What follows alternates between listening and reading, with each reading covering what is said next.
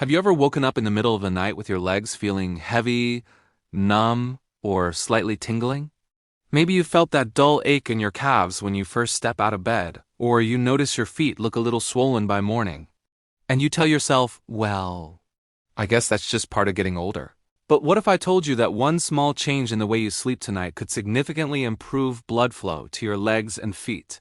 Not a pill, not an expensive device, not a complicated exercise routine. Just a simple shift in sleeping position, something your body has quietly been asking for.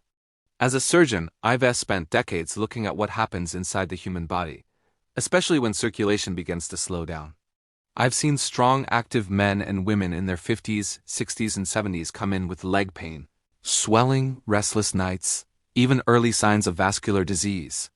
And many of them never realized their sleeping posture was making things worse. Here is the truth most people don't to hear. Your circulation doesn't stop when you fall asleep. In fact, your nighttime blood flow plays a huge role in how your legs feel the next morning. And certain sleeping positions can quietly compress arteries, slow venous return, and allow fluid to pool in your lower limbs for 6, 7, even 8 hours straight. But one specific position, when done correctly, can help gravity work in your favor, support your veins, reduce pressure on key blood vessels, and promote smoother circulation through the night. In this video, I'm going to explain why circulation naturally declines with age, even if you're healthy, the common sleeping position that may be making your leg symptoms worse. The one simple position I recommend to many of my older patients, how to set it up safely and comfortably at home, and a few powerful habits you can pair with it to amplify the benefits. Now I want you to imagine something. Imagine waking up tomorrow morning and your legs feel lighter. Your feet aren't puffy. There's less stiffness when you stand. And that strange tingling you sometimes ignore is simply gone. That's not wishful thinking, that's physiology. But before I reveal the exact position, we need to understand something important about how your body moves blood, especially from your feet back up to your heart. Because once you understand that, the solution will make perfect sense.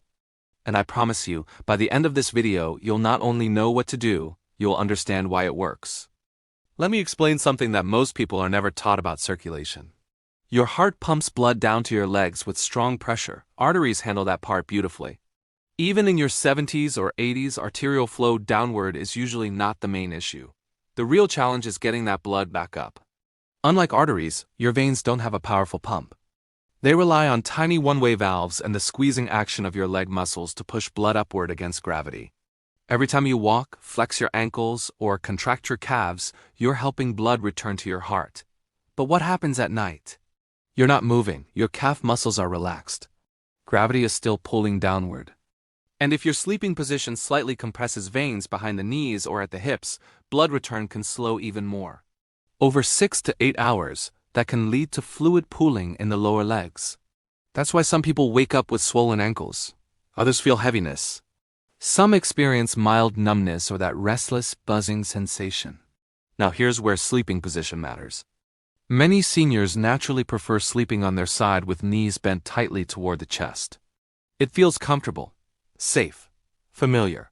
But when your hips are deeply flexed and your knees are bent sharply, you can partially compress major veins that run through the groin and behind the knees. Think of it like gently stepping on a garden hose. Water still flows, but not as freely.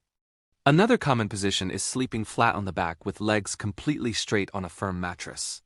While this isn't inherently bad, if your legs are perfectly level with your heart, gravity isn't assisting venous return at all. Blood has to work harder to move upward without muscular help. Now here's the position I often recommend to patients with mild swelling, early venous insufficiency, or simply that heavy leg feeling. Sleeping on your back with your legs slightly elevated, about 4 to 8 inches. Above heart level, supported gently under the calves, not directly under the knees. Notice I said under the calves. When you elevate from the calves and allow the knees to remain slightly relaxed, you avoid compressing the popliteal vein behind the knee. You create a gentle slope from foot to thigh. Gravity begins helping blood and lymphatic fluid move upward. It's not dramatic, it's subtle. But physiologically, it makes a difference. In fact, in hospital settings, when we want to reduce lower extremity swelling after surgery, controlled elevation is one of the first things we use. Not extreme elevation. Not stacking 5 pillows. just enough to create a mild downward gradient toward the heart. I once had a 67-year-old patient, active, still gardening daily, who complained of morning stiffness and mild ankle swelling. No major vascular disease, no diabetes, just aging veins. We didn't start with medication. We adjusted her nighttime position. A supportive pillow under the calves, encouraging her to avoid tightly curled side sleeping. Within 2 weeks, her morning swelling noticeably decreased. Was it magic? No, it was mechanics. Now let's bust a common myth. Some people believe sleeping with feet elevated too high is better. The higher the better, they think. That's not true. Excessive elevation can strain the lower back and even disrupt normal spinal alignment, leading to poor sleep quality. And poor sleep itself negatively affects circulation through increased inflammation and hormonal changes. Balance is key. Another myth is that sleeping on the left side is always best for circulation. While left side sleeping can be helpful for certain conditions like acid reflux or pregnancy, it does not automatically improve leg circulation unless the legs are positioned properly. What truly matters is avoiding prolonged compression and allowing gravity to assist venous return. And here is something fascinating.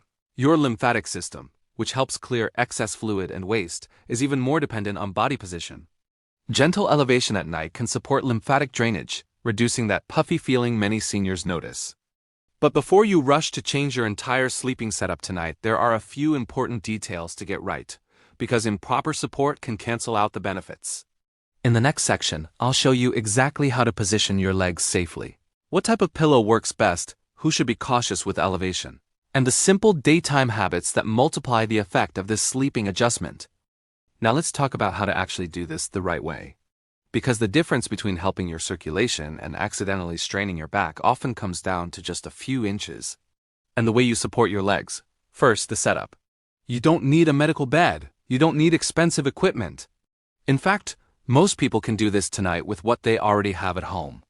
Lie on your back in a natural position.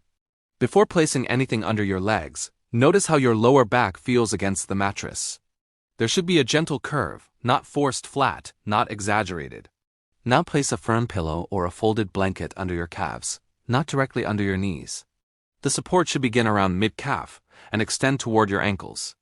Your heels can rest lightly, but they shouldn't dig downward. What you're aiming for is a gentle incline, just enough so your feet are slightly higher than your heart. Not dramatically, not visibly propped up like you're in a hospital bed, just subtly elevated. If someone looked at you from the side, they would see a mild slope, maybe 4 to 8 inches at most. Your knees should be relaxed, slightly bent, but not sharply angled. If the pillow is too thick and your knees are pushed high, you may compress circulation behind the joint. If it's too thin and your legs are nearly flat, you lose the benefit of gravity. Comfort matters. If you feel tension in your lower back, adjust the height. Sometimes placing a small, thin pillow under the lower back can maintain spinal neutrality. And here's something many people overlook: mattress firmness. If your mattress sinks deeply under your hips, but not under your shoulders, it can create an uneven angle that reduces the benefit of leg elevation. You want even support from head to hips, so the gentle incline truly assists circulation. Now, who should be cautious? If you have severe peripheral arterial disease, meaning poor blood flow down the legs, aggressive elevation might reduce arterial inflow. In those cases, elevation should be discussed with your physician. If you have uncontrolled heart failure with fluid overload, significant swelling should be medically evaluated before self-adjusting sleep positions. But for most healthy seniors experiencing mild swelling, heaviness, or early venous insufficiency, gentle elevation is safe and supportive. Now let's amplify the effect. Because sleep position alone is helpful, but combined with daytime habits, the results can feel dramatic. During the day, your calf muscles are your second heart. Every step you take pumps blood upward. But long periods of sitting, especially with legs crossed, can slow this process. So here's a simple habit. Every hour, even while watching television, flex your ankles 15 to 20 times. Point your toes forward, then pull them back toward your shins. You'll feel your calf muscles engage. That's your venous pump activating. Hydration also plays a role. Dehydrated blood becomes slightly thicker, moving less efficiently through small vessels. Many seniors unintentionally drink less water in the evening to avoid nighttime bathroom trips. That's understandable, but overall daily hydration still matters. Another powerful addition? A short, slow walk after dinner. Just 5 to 10 minutes. Nothing intense. This activates circulation before you lie down for the night. And here is an important mistake to avoid: stacking multiple pillows high under your feet because you're chasing quick results. Too much elevation can create hip flexion and back strain, which disrupts sleep. Poor sleep increases cortisol. Elevated cortisol can promote inflammation and fluid retention, the exact opposite of what we want. Moderation, consistency, simplicity. One more subtle but powerful tip: avoid tightly tucked sheets at the foot of the bed. Restrictive bedding can press the feet downward into plantar flexion for hours, slightly limiting calf muscle relaxation and comfort. Allow your feet to rest neutrally. Over time, these small mechanical adjustments can change how your legs feel each morning. And if you stay with me, I want to share something even deeper in the final section, something most people never connect to circulation at night. How your mindset, stress levels, and sleep quality directly influence blood flow. And why hope itself plays a physiological role in healing. There's something I've learned after decades in medicine that no textbook ever fully explains. Circulation is not just mechanical, it's biological, it's hormonal, and in many ways, it's emotional. When you sleep peacefully, your nervous system shifts into what we call the parasympathetic state, the rest and repair mode. Your blood vessels relax, inflammation decreases. Your body redistributes blood flow efficiently. Tissue repair accelerates. But when sleep is shallow, when stress lingers in the background, when the body never truly relaxes, blood vessels can remain slightly constricted. Cortisol levels stay elevated, microcirculation suffers. That's why this isn't just about putting a pillow under your legs. It's about creating an environment where your body feels safe enough to restore itself. I've seen patients transform not because of dramatic medical interventions, but because they made small, consistent changes that supported their body instead of fighting it. A simple elevation, a 5-minute evening walk. Better hydration, a calmer bedtime routine, and slowly, morning swelling decreased. The heavy feeling lifted, restless sensations improved. Not overnight, but steadily. Here's what I want you to remember. Your legs are incredibly resilient. They've carried you through decades of life, through work, through raising families, through long days and challenging seasons. They are not failing, they are adapting.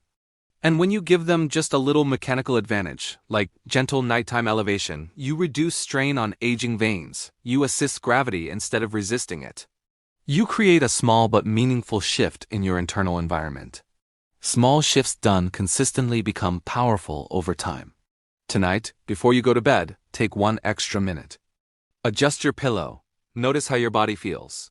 Pay attention in the morning, not with fear, but with curiosity. Healing doesn't always require something complicated. Sometimes it requires alignment. If this information helped you understand your body a little better, I'd love for you to support the channel. Gently tap the like button so more seniors can find this message. Subscribe if you value clear, honest medical explanations without hype.